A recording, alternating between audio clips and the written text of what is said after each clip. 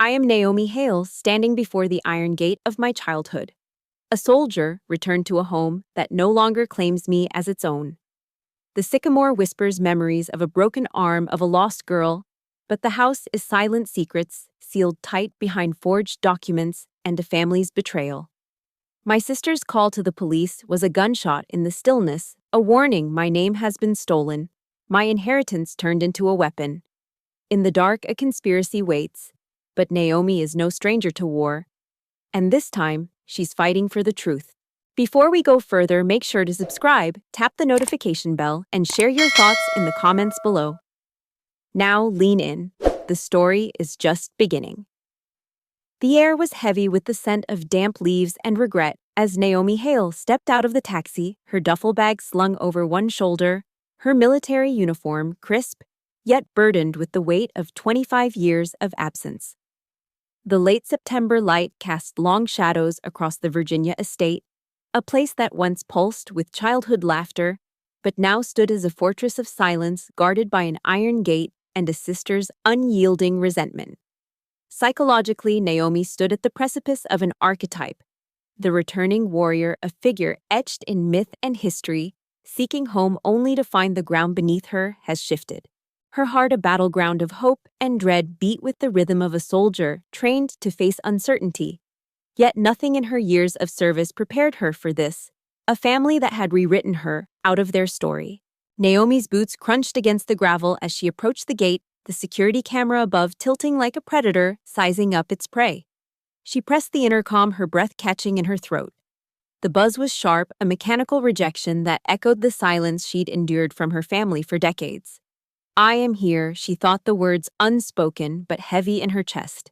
But am I still theirs?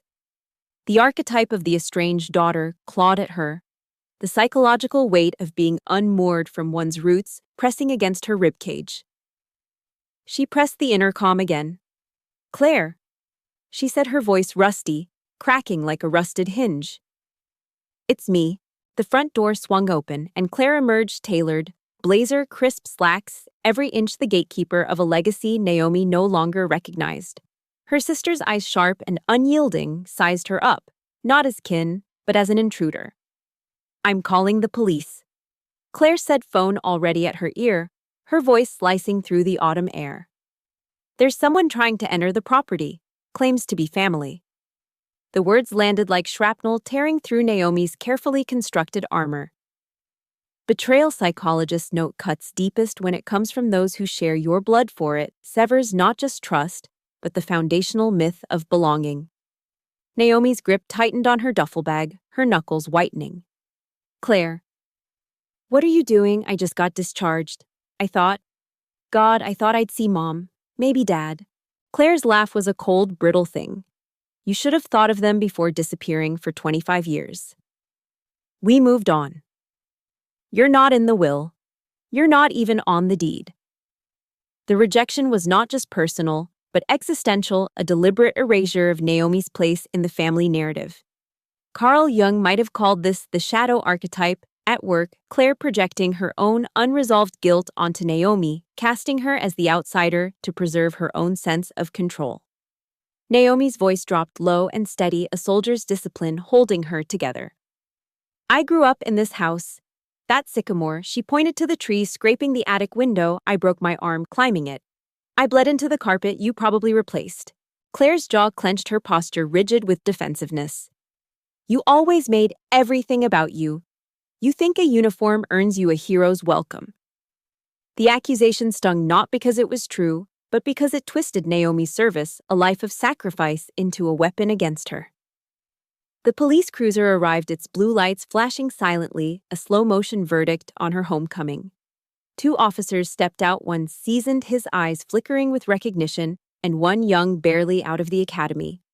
Naomi Hale, the older one, asked, his tone softened by the sight of her uniform. "Lieutenant Colonel, Cyber Command, just discharged. This is my parents' house." The younger officer glanced at Claire, who stood triumphant, arms folded. "This property belongs to Claire Bennett and Richard Hale. There's no legal record of Naomi Hale holding ownership." The words were a gut punch, a legal disownment that echoed the emotional one. Naomi's mind raced, her training kicking in assess, adapt, survive. Richard Hale, her father, still here, yet complicit in this theft. I don't care about legal, she whispered, her voice trembling with a vulnerability she rarely allowed. I care that it was home. The officer's voice was firm, but not unkind. Ma'am, unless you have identification proving this is your residence, we'll have to ask you to leave. Naomi fumbled for her discharge papers, knowing they were irrelevant in this moment. She stepped back, her boots meeting the sidewalk's edge, the boundary between belonging and exile. Tears came then, not from the medals stripped from her in ceremonies or the wounds she'd coded through in Bahrain, but from the house, her anchor refusing to recognize her. Her phone buzzed, a message from her mother. You should return to base. There's nothing here for you. The words were a final severance, a mother's indifference sharper than any blade. That night, Naomi slept in her car, the dark silhouette of the house looming like a ghost. The porch light flickered, each pulse a reminder of memories that no longer had a place to land.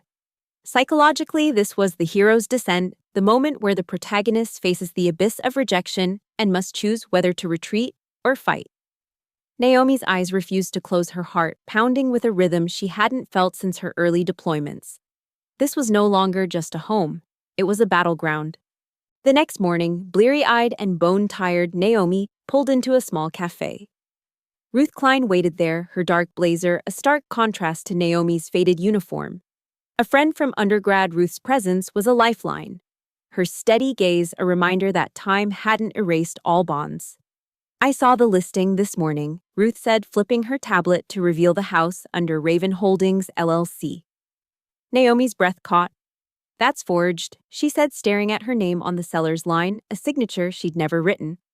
The cold pressure behind her eyes was not just anger, but the dawning realization of a deeper betrayal. This was no mere family dispute. It was a calculated theft, a psychological annihilation of her identity. Ruth nodded grimly. 3 months ago, a property transfer was recorded, witnessed by a notary under review for falsifying documents. Naomi's mind sharpened, her training resurfacing.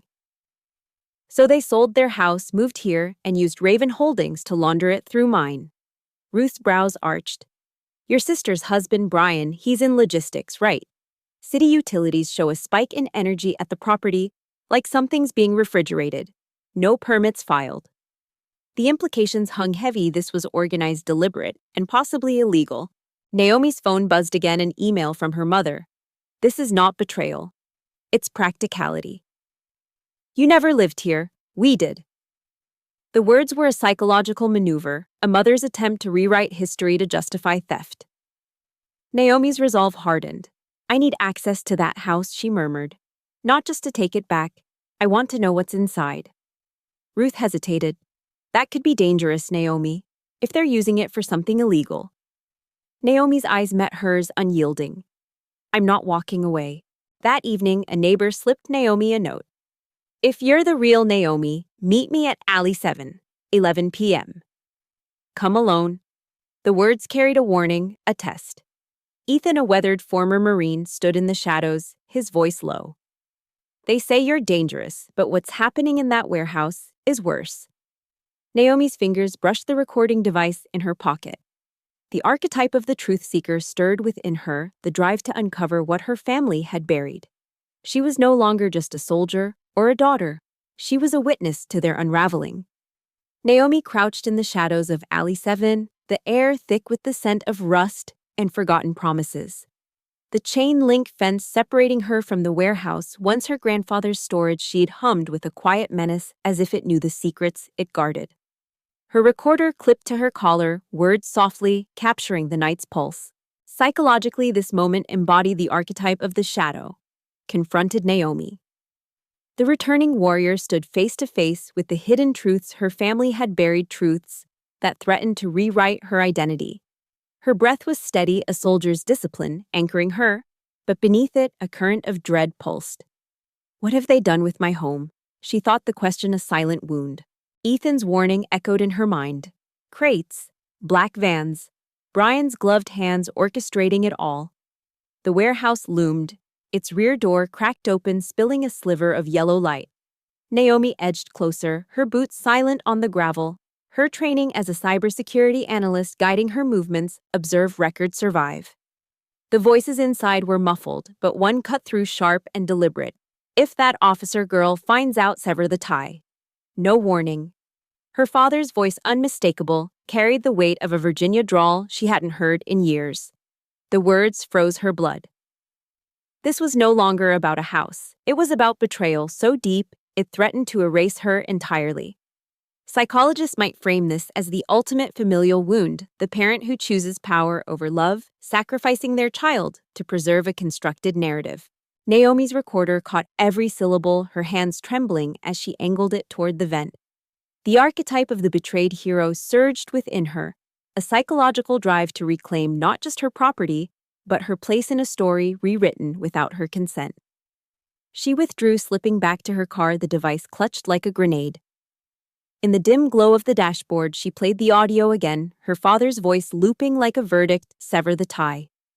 The clarity of his intent was a knife cutting through the hope she'd clung to, that somewhere beneath his silence, he still saw her as his daughter. By sunrise, Naomi returned to the alley, her pulse still uneven. The recorder was gone, plucked from the vent by an unseen hand. Panic surged, metallic and sharp, but her training kicked in. They know I'm close. The archetype of the pursued now overlaid her psyche, the hunter becoming the hunted. She drove to a diner, the hum of fluorescent lights grounding her as she sipped coffee that tasted like ash. Her phone buzzed, an unknown number. "You're playing with fire. I have your military psych report. Want to see what it says about you?" The message was a psychological strike, weaponizing her service, her vulnerabilities. Naomi's jaw tightened. They were trying to paint her as unstable, a broken soldier, unfit to challenge their empire. Ruth met her at the diner, her eyes sharp with focus. "We need to move fast," she said, sliding a folder across the table. It contained transaction records, IP logs, and a notarized copy of her grandfather's will. Naomi's name intact, unaltered. "The notary who stamped the forged deed disbarred last year for fraud," Ruth said. "And Raven Holdings, it's a front. Brian's name is all over it." Naomi's mind raced, piecing together the puzzle. Brian, her sister's husband, wasn't just a logistics manager. He was the architect of a scheme that used her identity to siphon funds through shell companies. The psychological betrayal was staggering. Claire, her sister, had traded loyalty for profit her father had signed off, and her mother had justified it with silence. "I'm not just fighting for a house," Naomi said, her voice low but resolute. "I'm fighting to expose what they've done." Ruth nodded. "Then we file for an injunction to freeze the title. And Naomi, be careful. People who forge deeds don't stop at legal lines." The warning hung heavy, but Naomi's resolve was iron. She was no longer the estranged daughter seeking approval. She was the truth seeker, driven by a need to restore her name. That night, she parked down the block, watching the house. A man lingered near a lamppost, his presence too deliberate. When he left, a slip of paper was wedged under her windshield wiper. "If you're the real Naomi, meet me at Alley 7, 11 p.m. Come alone." Ethan waited in the alley, his weathered face lit by the flicker of a street lamp. "They're moving crates at night," he whispered. "Vans with no plates. Brian's always there, gloves on, silent." Naomi's recorder was live again, her senses heightened. "What's in the crates?" she asked. Ethan shook his head. "Don't know. But it's not furniture." The implication was clear. The house wasn't just a home, it was a hub. Naomi's mind flashed to the utility spikes Ruth had mentioned, refrigeration unpermitted. This was bigger than fraud. It was organized, possibly criminal. She returned to the alley alone, at midnight, dressed in black, her camera clipped to her collar. 2 trucks rolled in, headlights off their engines, a low growl. Brian emerged, his movements precise, directing gloved men, unloading boxes with practiced efficiency. Naomi's lens caught it all, the crates, the silence, the clipboard in Brian's hand. Then a voice from inside the warehouse, her father's again. "If she keeps digging, we cut her out for good." The words were a psychological death sentence, confirming what Naomi had feared. Her family saw her not as kin, but as a threat to be neutralized. Back in her car, Naomi's hands shook as she reviewed the footage. The evidence was mounting, but so was the danger. Her phone buzzed again, an email from an anonymous source. She's connecting the dots. Clean house before the 16th. The date was days away, and the urgency in the message suggested a cover-up in motion. Naomi forwarded it to Ruth, her heart pounding. The archetype of the lone crusader now defined her, a solitary figure standing against a family that had chosen greed over blood. She wasn't just reclaiming a house, she was dismantling a lie. The next morning, Naomi and Ruth stood at Fairfax Town Hall, the air thick with bureaucratic tension. Ruth slid a folder across the counter. Signature analyses, the original will and proof of the notary's fraud. "We're filing for an immediate injunction," Ruth said, her voice crisp. The clerk's eyes widened at Naomi's uniform, her medals glinting under the fluorescent lights. "Lieutenant Colonel Hale retired," Naomi said softly. "I grew up in that house." By noon, the land office had frozen all transactions on the property. A temporary victory that felt like a reclaimed breath. They drove to the house, pulling into the driveway without hesitation. Claire's Lexus gleamed, Brian's truck beside it. Naomi rang the bell, Ruth at her side, an envelope in hand. Claire answered, her smile faltering at the sight of Naomi's uniform, then Ruth. "We're serving you with a court injunction," Ruth said, handing over the papers. "All transfers are suspended." Claire's hands trembled, her voice a hiss. "This is a joke." Brian appeared behind her, his eyes narrowing. "You don't know who you're fighting, Naomi." She met his gaze, calm but unyielding. "I've seen men like you. They bluff, they threaten, then they fold." The door slammed as they left, the sound echoing like a gavel. In the car, Ruth glanced at Naomi. "They'll hit back. Are you ready?" Naomi's eyes were fixed on the horizon, her resolve a quiet fire. "I've faced worse than them," she thought, the returning warrior archetype merging with the truth seeker, her purpose clear. She wasn't just fighting for a house, she was fighting for her truth, her name, her right to exist in a story they'd tried to erase. The night was a bruise, heavy and unyielding, as Naomi sat in her sparse apartment, the glow of her laptop casting shadows across her face. The external drive hummed beside her, a digital vault containing the ghosts of her family's betrayal. Psychologically, Naomi embodied the archetype of the wounded healer, her pain a catalyst for uncovering truths others would bury. Each file she opened, contracts, emails, surveillance stills, felt like peeling back layers of her own skin, revealing not just fraud, but a deliberate attempt to erase her existence. "They thought I'd stay gone." She thought, her fingers trembling, not from fear but from the weight of clarity. The returning warrior had evolved into the relentless investigator, driven by a need to restore not just her home, but her identity. The screen flickered as Naomi connected to a secure Zoom room. Isaac, a former Marine with tired eyes, appeared first, his cap tilted slightly, a nod to their shared history. Kayla followed, her background blurred, her voice modulated to evade digital traces. "Got your packet," Kayla said, her fingers already dancing across an unseen keyboard. "Let's see what the liars left behind." Naomi uploaded a zip file, PDFs, wire transfer receipts, and a grainy video of Brian directing crates in the alley. The psychological stakes were clear. Naomi was no longer just a daughter seeking reconciliation. She was a soldier, dismantling a conspiracy woven into her family's legacy. Kayla's voice cut through the silence. "The VPN they used has a DNS leak. The IP traces to Claire's home modem." Naomi's pulse quickened. Claire, her sister, the gatekeeper of the family's polished facade, was the digital linchpin. And get this. Kayla added one purchase order, matches a surveillance drone batch flagged during your Gulf deployment. The revelation hit like a shockwave. Naomi's mind flashed to Kuwait, to audits where gear vanished, cases sealed by unseen hands. The archetype of the betrayed hero surged, her service weaponized against her by those she trusted most. "They used my clearance codes," Naomi said, her voice low, controlled. "This isn't just fraud, it's military-grade misappropriation." Isaac leaned closer to the camera, uploading a redacted Defense Department report. Maritech Solutions bid on a 2016 contract, camo gear, radio parts, forged compliance reports, case sealed, no convictions. Guess who's on the board? Brian Whitmore. Naomi's jaw tightened. Claire had always painted Brian as the family's savior, but the truth was darker. He was a predator cloaked in logistics, using her name to funnel dark money.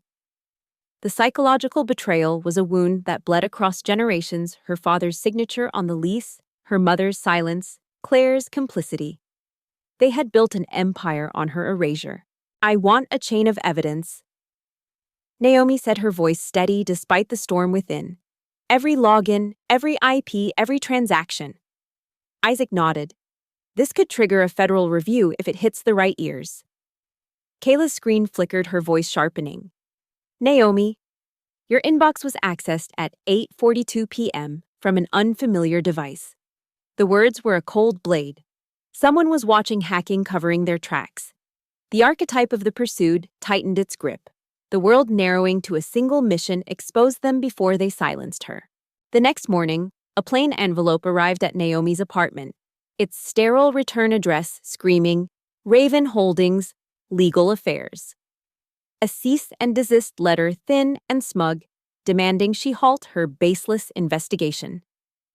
Naomi didn't open it. Instead, she turned to the package she'd mailed to the Office of the Inspector General: bank transfers, falsified deeds, metadata chains, and her affidavit detailing how her identity was stolen for federal contracts.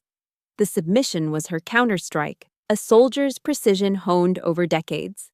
The automated reply came hours later. "Your report has been received. Follow up via secure channel." The words were procedural, but to Naomi they were a lifeline, a signal that her truth was no longer confined to shadows. Ruth called, her voice clipped. "They'll want Claire's income versus those wire transfers. Can Kayla pull IRS statements?" Naomi nodded, already texting Kayla. "She's cross-referencing shell company transfers. We'll need a subpoena." Ruth's response was firm. "Leave that to me. Just stay safe." Naomi's lips curved into a grim smile. "They'd need more than a letter to stop me." The psychological shift was palpable. The estranged daughter was fading, replaced by the relentless investigator, her purpose no longer tied to familial approval, but to justice. Claire's unraveling came faster than expected. Ruth heard from a courthouse clerk that Claire had stormed into her office, unhinged after learning of the federal submission. "She's dragging us all down," Claire had hissed, clutching Ruth's cease and desist letter like a shield. Ruth's response was calm, lethal. "Intimidating a federal whistleblower is a felony." Claire's threat, "This isn't over," was a desperate gasp. But Naomi felt no pity. The archetype of the betrayer was crumbling under its own weight, Claire's polished facade cracking as the truth closed in. That evening, Ruth arrived with bank summaries.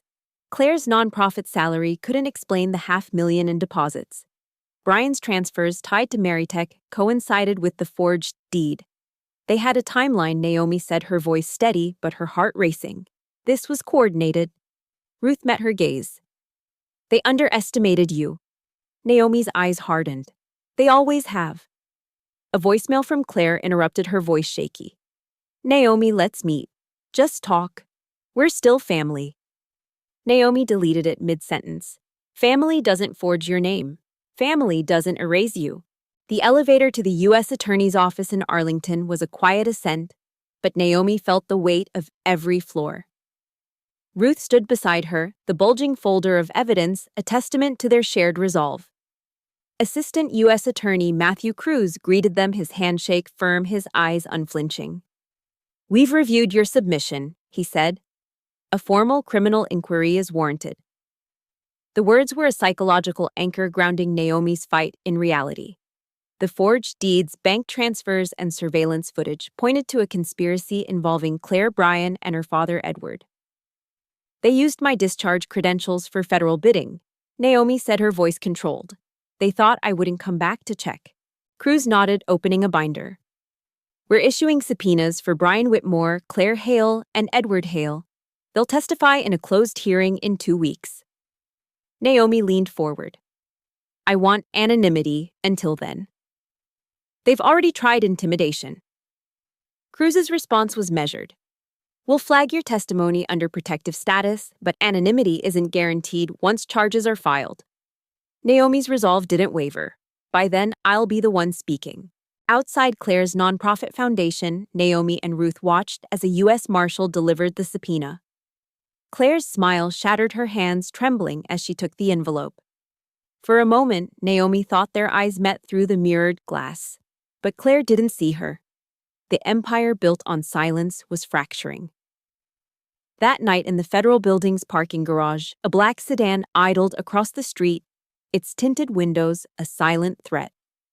Naomi's pulse quickened, but she didn't flinch. The relentless investigator was ready her truth, a weapon they couldn't disarm. The courtroom was a sterile arena, its cold white lights and steel benches a stark contrast to the emotional inferno raging within Naomi Hale. She stood behind the witness table, her right hand raised the oath catching in her throat like a shard of glass. Psychologically, this was the archetype of the truth-bearer at its zenith. Naomi, once the estranged daughter, now stood as a witness to her family's crimes, her uniform a testament to her honor, her voice a weapon forged in decades of silence. The weight of her grandfather's keys, once a symbol of home pressed against her memory, juxtaposed with the forged deed that had stripped her of her place. I am not their daughter today. She thought her heart a quiet storm. I am their reckoning. The prosecutor, Matthew Cruz, began with a measured tone. Ms. Hale, please describe what was done to your property. Naomi's gaze shifted from him to the judge, her voice steady despite the tremor in her chest. They forged my signature on a deed transferring my ancestral home. They altered bank records, funneled money through offshore accounts disguised as nonprofit funds, and used my military discharge credentials to access federal contracts they had no right to. The words were precise, a soldier's report, but beneath them lay a psychological wound, the betrayal of those who should have guarded her legacy, not stolen it. The archetype of the betrayer, Claire Bryan, her father sat across the aisle, their faces a gallery of denial, fear, and defiance. Cruz presented the evidence with surgical precision, a photograph of the falsified deed IP logs traced to Claire's home network audio of her father's voice, plotting in the warehouse shadows. The financial documents were the final blow, transfers from Raven Holdings to Claire's accounts, others to Bryan's Meritech Solutions, sums too vast for familial loyalty.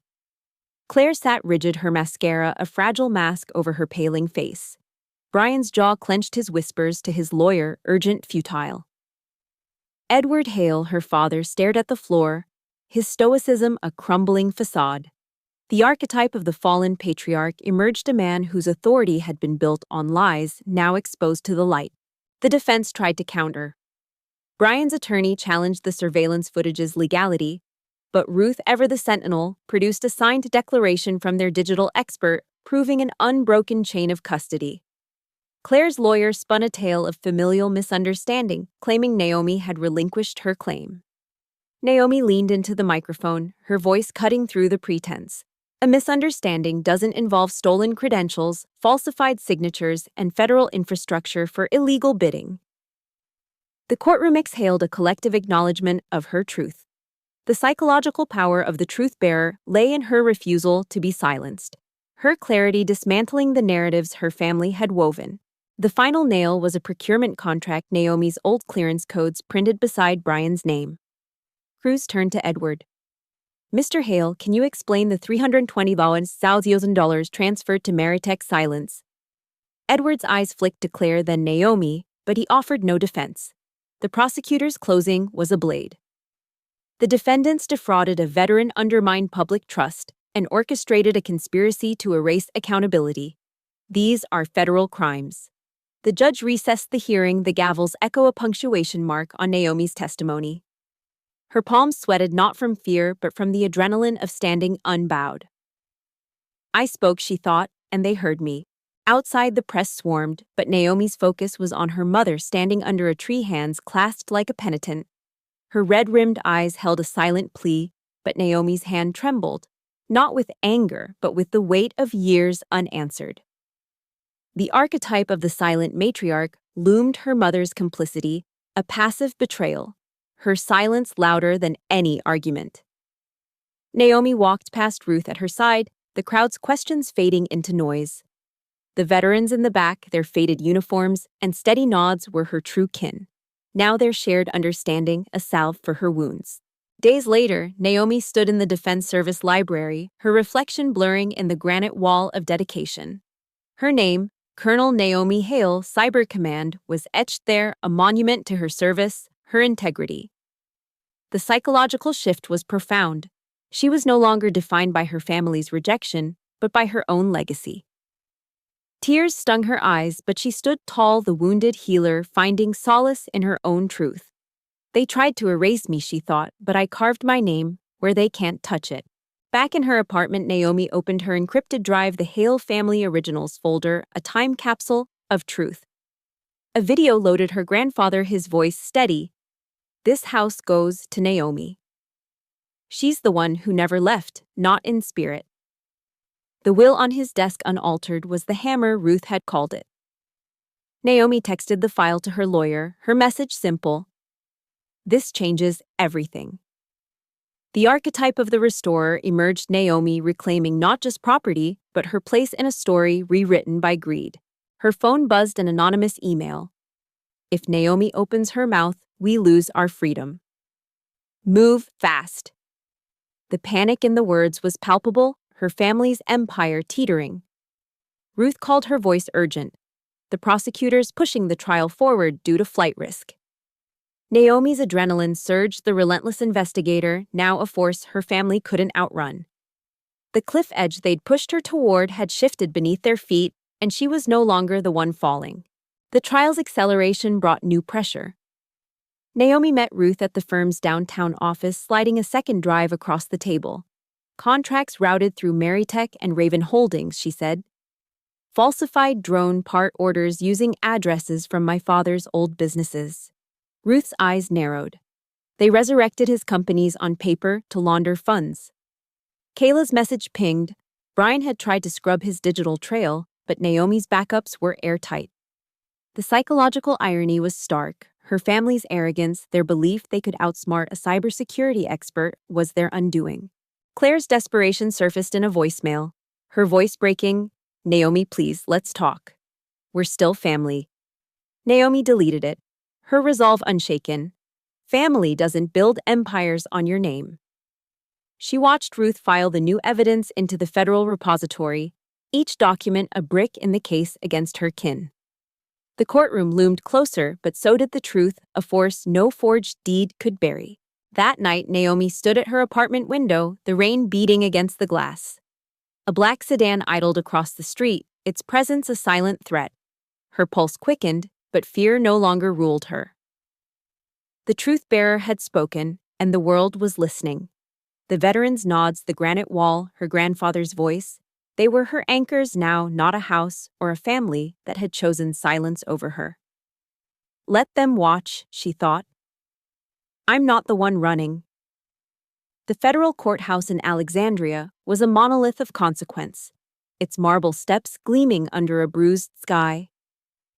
Naomi Hale stood at the threshold, her uniform adorned with ribbons that spoke of battles fought and won, yet her heart carried the weight of a war no medal could honor.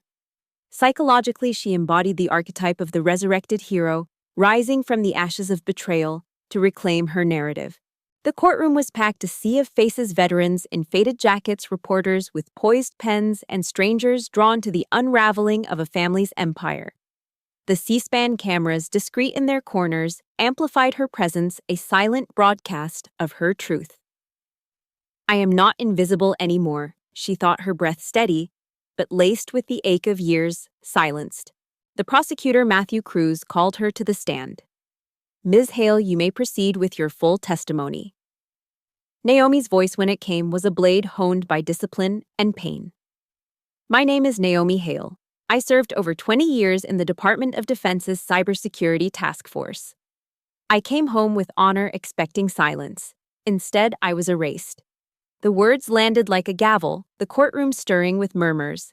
She detailed the forgery of her grandfather's will, the laundering of funds through Raven Holdings and Meritech, the use of her military credentials to secure illicit contracts. The archetype of the truth-bearer shone through her clarity, a beacon in a room clouded by deceit. They called me unstable, dangerous, irrelevant, she said, her gaze sweeping over Claire Bryan and her father. But they used my name to build their lies. Cruz played the audio, Claire's voice crackling.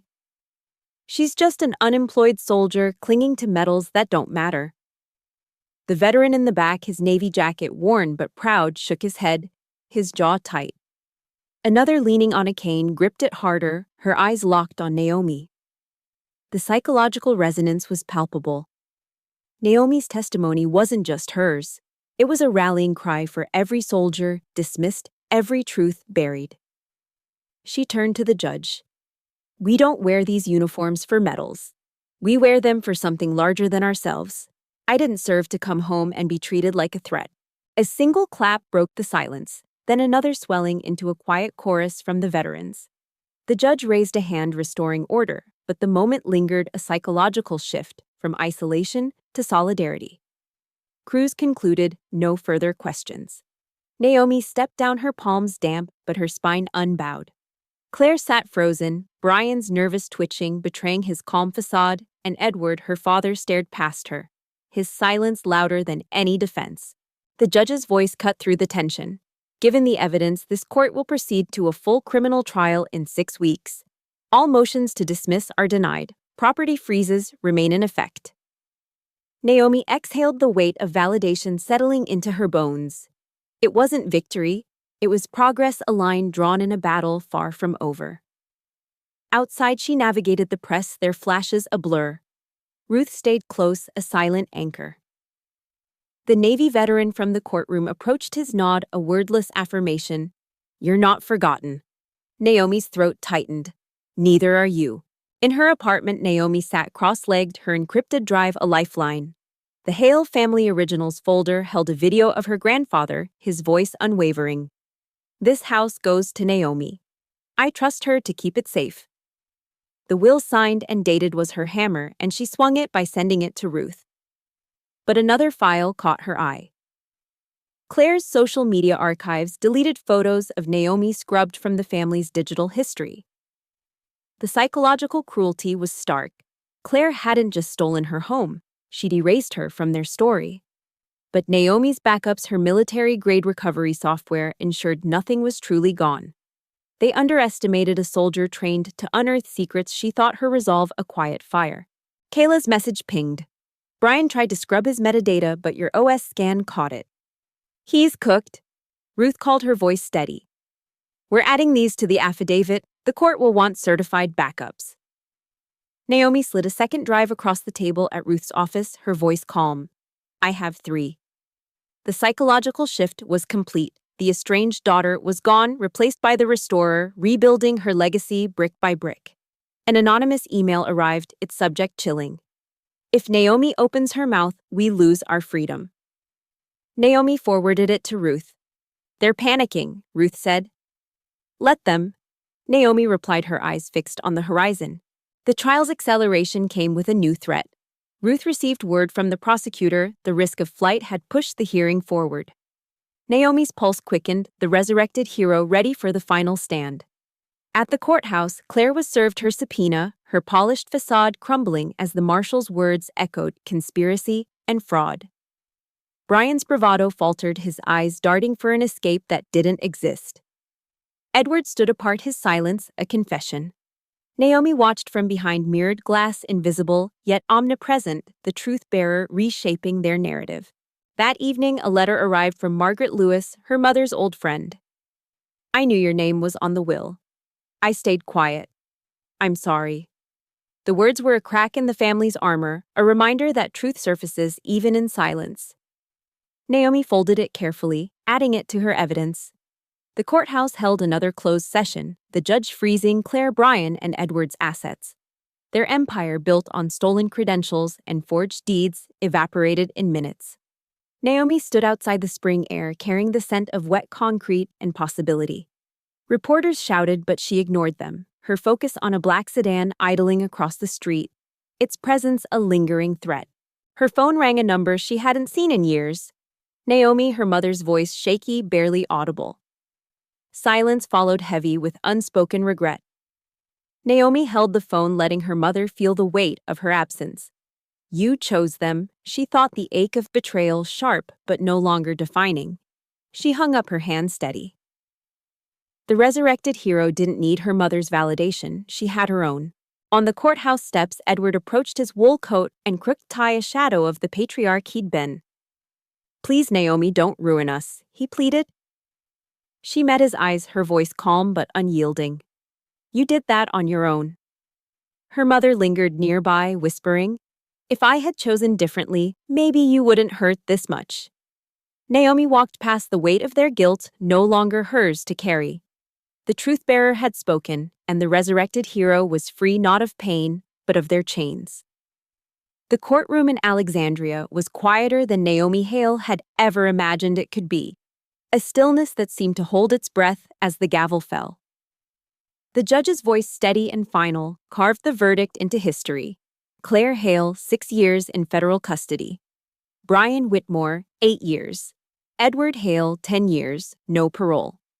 The words were not loud, not dramatic, but they carried the weight of a lifetime reclaimed. Psychologically, Naomi stood as the archetype of the victorious restorer, her journey from the estranged daughter to the truth-bearer complete. The silence that followed was not empty. It was the sound of justice settling into place, a reckoning for a family that had built an empire on her erasure. "I didn't want their ruin." She thought, her heart steady but heavy, "but I needed my truth." Claire sat pale, her once polished facade shattered, her hands gripping the table as if to anchor herself to a world that no longer belonged to her. Brian's nervous energy had collapsed into a slumped resignation, his eyes darting to the exit he could no longer reach. Edward, her father, looked eroded, not by age but by the slow unraveling of his authority, his silence now a confession rather than a shield. The archetype of the fallen patriarch was complete, his legacy reduced to a courtroom exhibit. Naomi didn't smile or gloat. She nodded once to Ruth, who closed her folder with a quiet finality. This was not victory in the traditional sense, it was completion, the restoration of a narrative stolen from her. Outside, the press swarmed, their cameras flashing like gunfire, but Naomi's focus was on the veterans waiting at the edge of the steps. A man with a prosthetic leg, his eyes soft but steady, extended his hand. "Colonel Hale," he said, his voice carrying the weight of shared sacrifice. She shook it, her throat tightening. "We're not forgotten." She told him the words, a vow. Another veteran, a woman with a cane and ribbons pinned to her jacket, nodded, her jaw set. The psychological shift was profound. Naomi was no longer alone, her story resonating with those who understood the cost of service and the pain of being dismissed. The archetype of the resurrected hero was not just hers, it was theirs. "Maud," Ruth walked beside her, a silent ally as they moved through the crowd. Naomi's phone buzzed, a voicemail from her mother left hours before the verdict. "Naomi," her voice trembled. "I'm sorry." The words were too late, too thin to bridge the chasm of years. Naomi deleted the message, her hand steady. The silent matriarch had chosen her side long ago, and Naomi no longer needed her approval.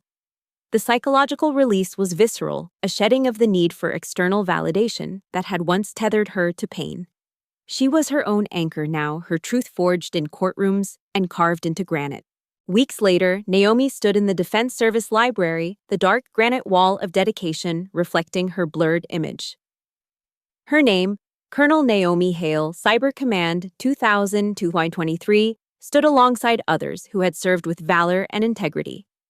The inscription was not just a record, it was a reclamation, a testament to a life that no forged deed could erase. Tears stung her eyes, but they didn't fall. "This is my inheritance," she thought, "not a house, not a family's approval, but the right to belong to her own story." The archetype of the wounded healer found peace here, her pain transformed into a legacy that no one could steal. Back in her apartment, Naomi sat with her encrypted drive, its contents now a closed chapter. The Hale Family Originals folder with her grandfather's video was her final proof. But it was more than evidence, it was a love letter from a man who had seen her worth. She archived it not out of fear, but out of reverence, a reminder that her roots were not in brick and wood, but in the truths she carried. Kayla's final message arrived. "They're done. No digital trace left to scrub." Isaac called, his voice gruff but warm. "You did it, Colonel." The DoD's opening a broader review. Naomi's lips curved, not in triumph, but in quiet satisfaction. The relentless investigator had dismantled their empire, and the resurrected hero would carry the light forward. The house still under legal hold no longer called to her. She drove by one last time, the for sale sign a relic of a battle won. The sycamore still scraped the attic window, a memory of a girl who climbed too high and fell, but who had learned to stand again. Naomi didn't stop. She didn't need to. The psychological tether to that place was gone, replaced by a freedom that felt like spring air after a long winter. Her mother's final letter arrived that evening, handwritten, its edges yellowed. "I should have fought for you." Naomi folded it without response, placing it beside Margaret's confession. The silent matriarch's regret was hers to carry, not Naomi's. As she walked through the city, the Potomac glinting under a setting sun, Naomi felt the weight of her medals, her service, her name. The archetype of the victorious restorer was not about vengeance, but about release, a letting go of the need for others to define her worth. She stopped at a small cafe, the same one where Ruth had first shown her the forged deed. A young woman in a cadet's uniform sat nearby, her eyes bright with ambition. Naomi smiled, a quiet acknowledgement of the cycle of service of stories yet to be written. "You'll find your way," she thought, "and no one will erase you." The world moved on, the headlines fading, but Naomi's truth endured. She stood taller not because of the courtroom or the granite wall, but because she had chosen herself. The pain of betrayal, the sting of her family's lies had forged her into something unbreakable. She was no longer the estranged daughter, the wounded healer, or even the truth-bearer. She was Naomi Hale, whole, free, reborn in the quiet courage of her own story. Justice had arrived not in noise or vengeance, but in the unshakable clarity of a woman who refused to stay erased. And in that clarity she found a peace that no house, no family, no verdict could ever give, a peace that was hers irrevocably, forever.